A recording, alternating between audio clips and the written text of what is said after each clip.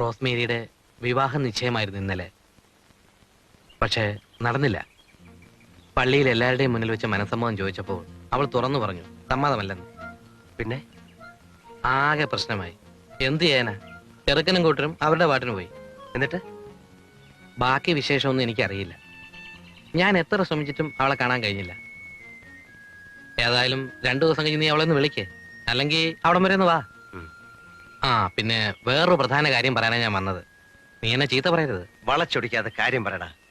നിന്റെ അച്ഛന്റെ കാര്യം ഞാൻ അശ്വിനോട് പറഞ്ഞു. എന്തുകൊണ്ട് അവനെ നേരത്തെ അറിയിച്ചില്ലെന്ന് ചോദിച്ച് അവൻ ചീത്ത പറഞ്ഞു. ഇന്നലെ അവൻ ഡൽഹിക്ക് പോയിട്ടുണ്ട്. അവനോട് പറയണ്ടായിരുന്നു.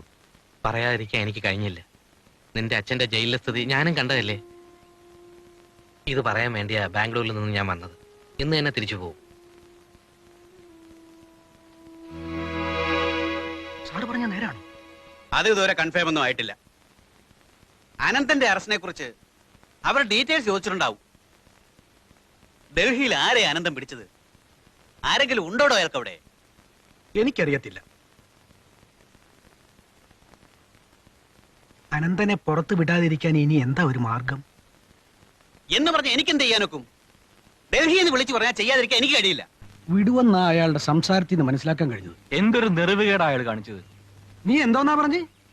ആഭ്യന്തരമന്ത്രി ചേക്കുടി പ്രദേശിന്റെ സ്വകാര്യ സ്വത്താണെന്നോ നിന്റെ ഒക്കെ താളത്തിന് തുതുള്ളാൻ? അല്ല, ഞാൻ എന്തോന്ന് ഞാൻ ചെയ്യാവുന്നതിനപ്പുറം അയാൾ ചെയ്തത് നിന്നെയൊക്കെ കണ്ടിട്ടാണെന്നാ വിചാരം? മനുഷ്യനായ നന്ദി വേണം. നാക്കിന് ഞരമ്പില്ലാതെ സംസാരിക്കുന്ന എവനാ ഇപ്പൊ നീയും തുടങ്ങി. അയ്യോ വർക്കിച്ചേട്ടാ, ഞാൻ അറിയാതെ പറഞ്ഞു പോയതാ, ഒന്ന് ക്ഷമിക്ക്. അയാളുടെ മുകളിലുള്ളവർ പറഞ്ഞ അയാൾക്ക് ഒഴിവാക്കാൻ ഒക്കുവോ? അനന്തം തിരിച്ചു വന്ന പകരം വീട്ടുമെന്നുള്ള ഭയമാണോ? അക്കാര്യത്തിന് ഒരു സംശയവും വേണ്ട. എണ്ണം പറഞ്ഞ അയാള് കണക്ക് തീർക്കും. അനന്തന്റെ കാര്യം വെച്ചാൽ ഇങ്ങോട്ട് വിട്ടുക. ബാക്കിയാന്ന് നോക്കിക്കോളാം. നീ ഒന്ന് വിട്ടുകൂടെ? അവൻ അവിടെ നടത്തും. അക്കാര്യത്തിൽ എന്താ സംശയം? ചെറിയാൻ കുഞ്ഞിനെ കൊച്ചാക്കൊന്നും വേണ്ട. അന്ന് കല്യാണ പാർട്ടി വെച്ചൊരു അബദ്ധം പറ്റിപ്പോയെന്ന് വെച്ച്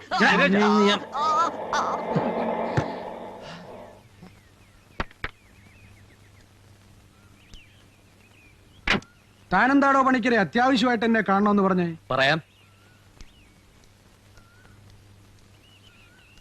എന്താടോ കാര്യം? നിങ്ങൾ കാരണം എനിക്കൊരു വൻ നഷ്ടം ഉണ്ടായി. അതിന് സ്വർണം ഞങ്ങളല്ലേ തന്നത്? എന്റെ പൈസ പോയില്ലേ? താൻ ഇത് പറയാനാ വന്നേ? അല്ല, നാളെ മിക്കവാറും അനന്തം പുറത്തിറങ്ങും. ആ.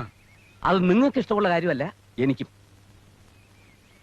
അനന്തനെ മാത്രമല്ല, അയാളുടെ വേണ്ടപ്പെട്ടവരെയും ശിക്ഷിപ്പിക്കാനുള്ള ഒരു തെളിവ് എന്റെ പക്കലുണ്ട്. എന്താന്ന് പറയടൂ. പക്ഷെ നഷ്ടപ്പെട്ട എന്റെ കാശ് കിട്ടണം. നഷ്ടപ്പെട്ടതിന്റെ ഇരട്ടി ഞാൻ തരാം. താൻ കാര്യം പറ. പറയാൻ വാ. ഈ കഥ വളർത്തരെ.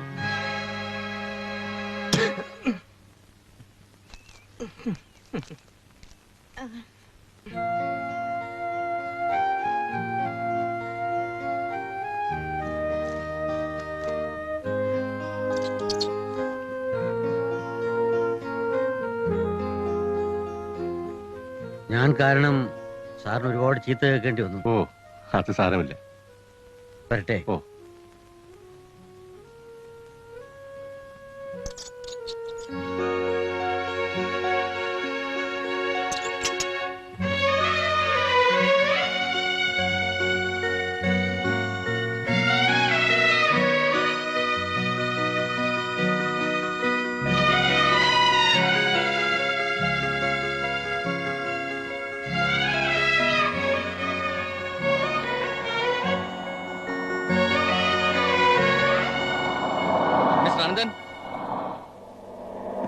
ഞാൻ ക്രൈംബ്രാഞ്ച് SP ആണ്. നിങ്ങൾ അറസ്റ്റ് ചെയ്യാൻ ഒരു വാറണ്ട് ഉണ്ട്. എന്താ കാര്യം? വായിക്കടോ. അനന്തൻ മകൾ രമയുടെ മെഡിക്കൽ കോളേജ് അഡ്മിഷന് വേണ്ടി മാർക്ക് ലിസ്റ്റ് തിരുത്തിയ കേസിൽ 1-ാം പ്രതി കീഴ്ക്കോട് പരമേശ്വരൻ മകൻ അനന്തൻ 55 വയസ്സ്, 2-ാം പ്രതി കീഴ്ക്കോട് അനന്തൻ മകൾ രമ 19 വയസ്സ് എന്നീ പ്രതികളെ. സാർ, എന്റെ മകൾ നിരപരാധിയാണ്. അവളെ ഒന്നും ചെയ്യരുത്. അതൊക്കെ കോടതി പറഞ്ഞാൽ മതി. സാർ, ഞങ്ങൾ കോടതിയിൽ നേരിട്ട് ഹാജരായിക്കൊള്ളാം. നിങ്ങൾ ജയിപ്പിക്കാറുണ്ടോ? മോൾ ഇക്കാര്യത്തില് തന്നോട് കേറാനല്ലേ പറഞ്ഞേ? അവൾ നിരപരാധിയാണ്. തന്നോട് കേറാനല്ലേ പറഞ്ഞേ? ഒരു കാരണവശാലും തന്നോടല്ലേ പറഞ്ഞേ? ഇവരുടെ കയ്യിൽ പെടരുത്. മോനെ, പറഞ്ഞ ഓർമ്മയുണ്ടല്ലോ. അവളെ വിട്ടുകൊടുക്കരുത്. ജീവൻ പോയാലും മോളെ വിട്ടുകൊടുക്കരുത്.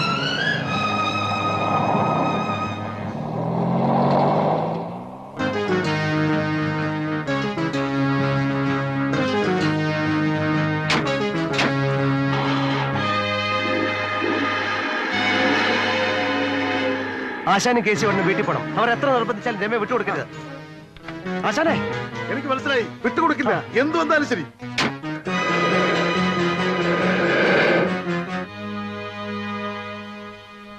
സാർ പ്ലീസ്, ആ കുട്ടിയെ അറസ്റ്റ് ചെയ്യരുത്. മാറണം അങ്ങോട്ട്. മര്യാദയ്ക്ക് മാറുന്നതാണ് നല്ലത്. ഞങ്ങളുടെ ജോലി തടസ്സപ്പെടുത്തരുത്.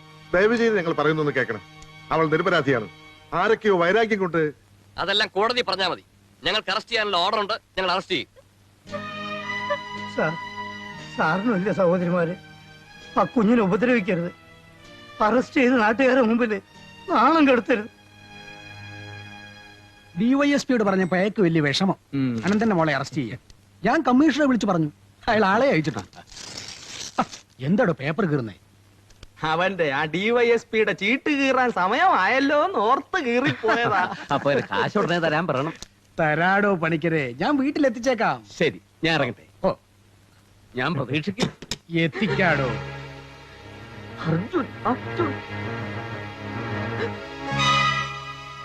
ആ എന്താ?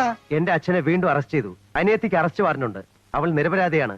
ദയവ് ചെയ്ത് അവളെ അറസ്റ്റ് ചെയ്ത് അപമാനിക്കരുത്. ഇതേ പോലീസ് സ്റ്റേഷൻ അല്ല, എന്റെ വീടാ.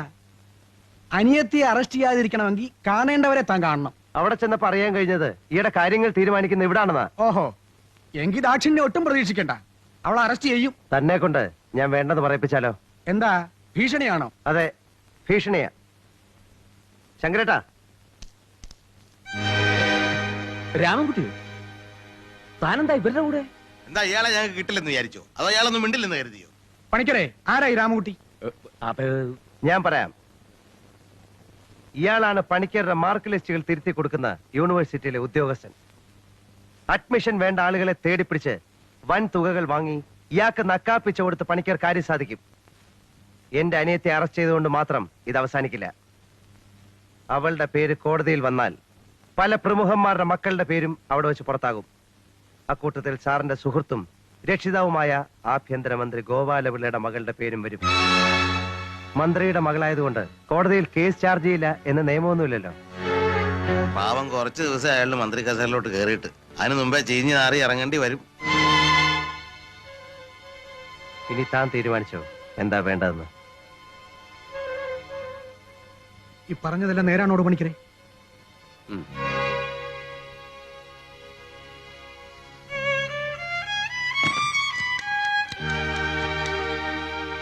ഹലോ, കമ്മീഷണർ അല്ലേ?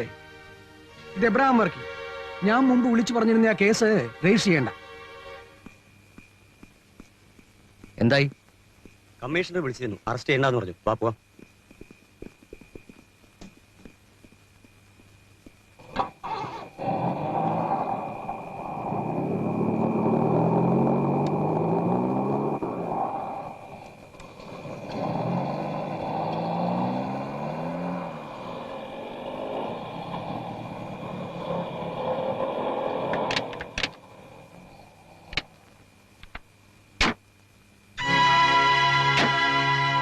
എന്റെ മോളെവിടെ? അവര് നിർബന്ധിച്ച് അറസ്റ്റ് ചെയ്യാൻ തുടങ്ങിയപ്പോഴാ കമ്മീഷണറുടെ ഫോൺ വന്നത്. എന്റെ മോളെവിടെ? അകത്തുണ്ട്.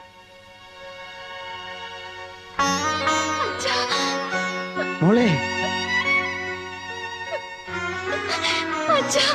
മോളെ, മോളെ, അവരെ മോളെ.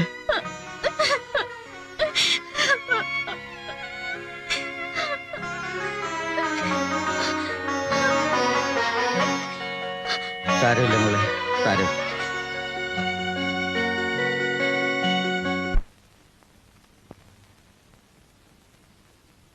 ഡാഡി അന്ന് തന്നെ നാട്ടിലേക്ക് തിരിച്ചുപോയി. ഇന്നലെ ആന്റിയെ വിളിച്ചിരുന്നു. കുറച്ച് തണുത്തിട്ടുണ്ടെന്നാ ആന്റി പറഞ്ഞത്. അർജുൻ എന്ന് വരും? വരാം, എത്രയും പെട്ടെന്നെത്താം. അച്ഛന് വിശേഷമൊന്നുമില്ല. ഇനി പുതിയ പ്രശ്നങ്ങളൊന്നും ഉണ്ടാവില്ലെന്ന് വിശ്വസിക്കുന്നു. അച്ഛൻ വരുന്നു. വയ്ക്കട്ടെ, നേരിട്ട് കാണുമ്പോ പറയാം. നീ എന്നാ ബാംഗ്ലൂർക്ക് പോകുന്നേ? തീരുമാനിച്ചിട്ടില്ല. തീരുമാനിക്കണം. നീ എത്രയും പെട്ടെന്ന് ചെന്ന് റോസ്മേരിയെ കൂട്ടിക്കൊണ്ടു പോരണം. അവിടെ നടന്ന വിശേഷങ്ങളൊക്കെ രമ പറഞ്ഞ് ഞാൻ അറിഞ്ഞു. അന്നൊരിക്കൽ പറഞ്ഞത് വീണ്ടും ഞാൻ പറയുകയാണ്. ഇഷ്ടമുള്ള പെൺകുട്ടിയെ സ്വീകരിക്കാനുള്ള സ്വാതന്ത്ര്യം നിനക്കുണ്ട്. പഠിത്തം തുടരാൻ നിനക്ക് താല്പര്യമുണ്ടോ? ഞാൻ വേണ്ടെന്ന് വെച്ചു. രമയും അത് തന്നെ പറഞ്ഞു. ഞാൻ നിർബന്ധിച്ചില്ല. നീയും അവളും അറിഞ്ഞുകൊണ്ടൊരു തെറ്റും ചെയ്തിട്ടില്ല. എന്നിട്ടും ഏറെ അനുഭവിക്കേണ്ടി വന്നു. ഞാൻ നിമിത്തം ഞാൻ അനുഭവിക്കേണ്ടവനാണ്. അറിഞ്ഞുകൊണ്ട് എത്രയോ തെറ്റുകൾ ചെയ്തു. അതൊന്നും സാരമില്ല അച്ഛാ. അല്ലാതെ നീ വേറെ എന്തു പറയും?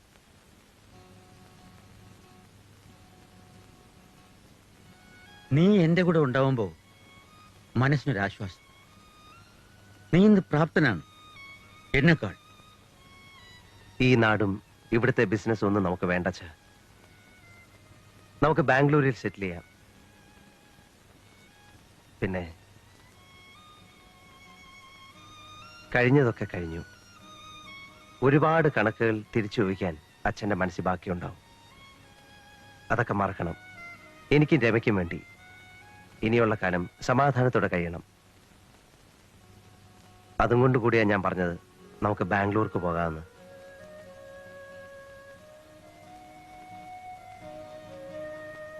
അച്ഛൻ ചിരിച്ചതിന് രണ്ടർത്ഥമുണ്ട്. ഒന്ന്, ഒരുത്തൻ എന്നെ ഉപദേശിക്കാൻ വന്നിരിക്കുന്നുവെന്ന് വിചാരിച്ച്, അല്ലെങ്കിൽ ഞാൻ പറഞ്ഞത് അംഗീകരിച്ചുവെന്ന്. അതൊന്നും ഓർത്തല്ല ഞാൻ ചിരിച്ചത്. കുറച്ചു മുമ്പ് ഞാൻ പറഞ്ഞു നീ പ്രാപ്തനായി എന്ന്. അത് നിന്റെ വാക്കുകളിൽ കാണാം. അതിന്റെ കൗതുകം ഓർത്ത് ചിരിച്ചതാണ്. ഇവിടം വിട്ടുപോകുന്ന കാര്യമൊക്കെ നമുക്ക് വഴി ആലോചിക്കാം. ഏതായാലും അതൊന്നും അത്ര പെട്ടെന്ന് നടക്കില്ലല്ലോ. നീ ആദ്യം പോയി ആ റോസ്മേരി വിളിച്ചോണ്ടോ. ചേട്ടൻ എന്ന് തിരിച്ചു വരും? 2 ദിവസത്തിനകം ഞാൻ തിരിച്ചെത്തും. അച്ഛനെ ഒരു കാര്യത്തിനും ബുദ്ധിമുട്ടിക്കരുതെന്ന് അവരോട് പ്രത്യേകം പറഞ്ഞേക്കണം.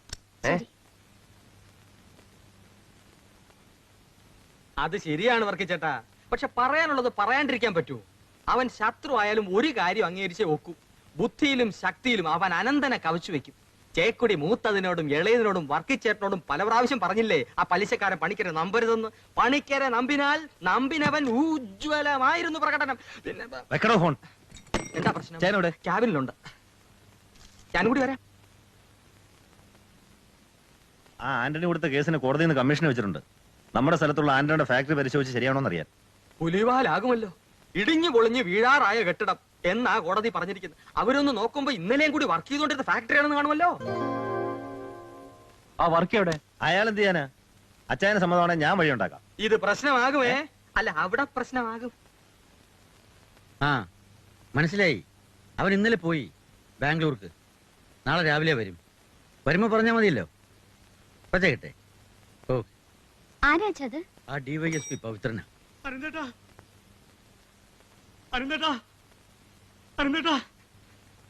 എന്താ ആന്റണി? ആ ചേക്കുടിക്കാരുടെ ആളെല്ലാം ചേർന്ന് എന്റെ ഫാക്ടറി ആകെ തല്ലിപ്പൊളിക്കുകയാണ്. നീ വാ.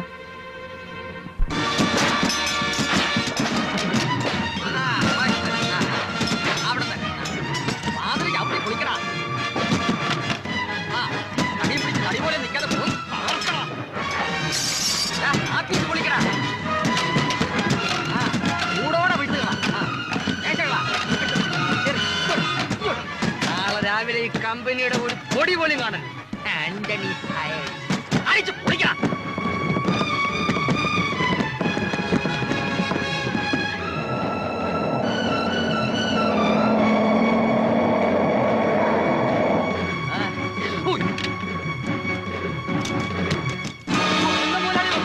ഓടിക്കോ, രക്ഷയില്ല. ബാക്കി നാളെ പൊളിക്കാം.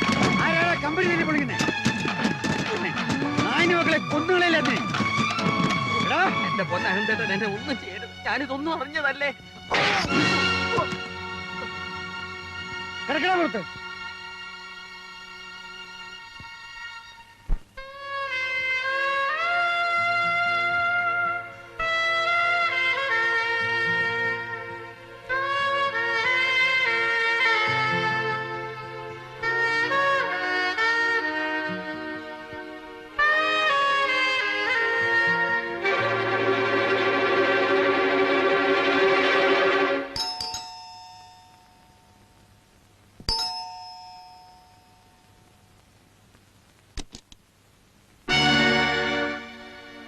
ഇതിന് മുമ്പൊരിക്കൽ ഞാനിവിടെ വന്നിരുന്നു ആന്റണിയുടെ പ്രശ്നത്തിന് വേണ്ടി.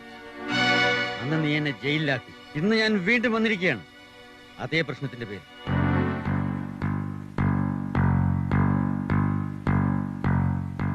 നിന്റെയൊക്കെ സാമർഥ്യം കൊണ്ട് അനന്തനെ 3-4 മാസം ജയിലിൽ കിടത്തിയെന്ന് കരുതി ആരും ഞെളിയണ്ട. നിങ്ങളൊക്കെ ചെയ്തതിന് പകരം ഞാൻ ചെയ്യാൻ തുടങ്ങിയാൽ നിനക്കൊന്നും ഇത് താങ്ങാനാവില്ല. എനിക്ക് ആരോടും പ്രതികാരമില്ല. കാരണം ഞാൻ ഒരുപാട് പാപങ്ങൾ ചെയ്തിട്ടുള്ളവനാണ്. അതിൻ്റെയൊക്കെ ഫലമാണിതെന്ന് സ്വയം സമാധാനിച്ചോളൂ. പക്ഷേ എന്റെ ക്ഷമയ്ക്കും ഒരു പരിധിയുണ്ട്. ആന്റണിയുടെ കമ്പനിക്കെതിരെ നീങ്ങാനാണ് നിങ്ങളുടെ ഭാവമെങ്കിൽ അനന്തന്റെ മറ്റൊരു മുഖം നിങ്ങൾക്ക് കാണേണ്ടി വരും. നീയൊക്കെ വഞ്ചിച്ചും ചതച്ചും കൊന്നും വാരിക്കൂട്ടിയ പണത്തിന്റെ ഒക്കെ കണക്ക് എനിക്ക് പലരോടും പറയേണ്ടി വരും. പിന്നെ പണിയുന്ന മണിമാളികയുടെ ചന്തം ജയിലിൽ കിടന്ന് ആസ്വദിക്കേണ്ടി വരും. എടാ, നെറികേട് നിന്റെയൊക്കെ മാത്രം തറവാട്ട് പോയല്ല. അതുകൊണ്ട് ഞാൻ അവസാനമായിട്ട് പറയാണ്, ഇനിമേൽ എന്റെയോ എന്റെ കുടുംബത്തിന്റെയോ എന്റെ ആശ്രിതരുടെയോ കാര്യങ്ങളിൽ ഇടപെട്ടാൽ ഒരുപാട് ദുഃഖിക്കേണ്ടി വരും. ഓർത്തോ?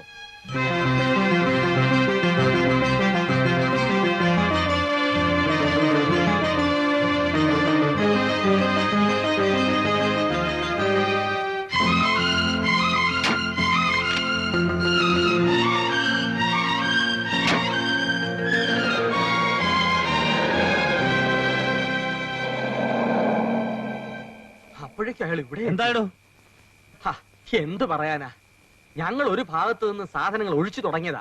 അപ്പോഴാ അലറിക്കൊണ്ട് അനന്തേട്ടന്റെ വരവ്, അല്ല അനന്തന്റെ വരവ്. പിന്നെ നോക്കുമ്പോ നമ്മുടെ കൂട്ടത്തിൽ ഒറ്റ അവന്മാരില്ല. എവിടെ പോയി എങ്ങനെ പോയി എന്ന് ആർക്കറിയാം. അയാൾ എന്റെ നേർക്കൊന്ന് ആഞ്ഞതാ.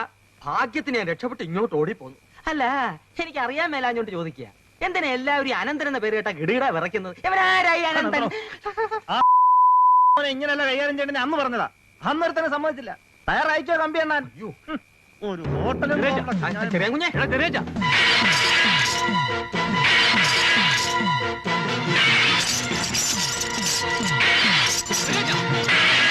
എന്താ ഇത്? വേണ്ട, ചെറിയ കുഞ്ഞെ. അയ്യോ, തകർത്തല്ലോ ജില്ലിമേട. എന്തായി കാണിക്കുന്നത്?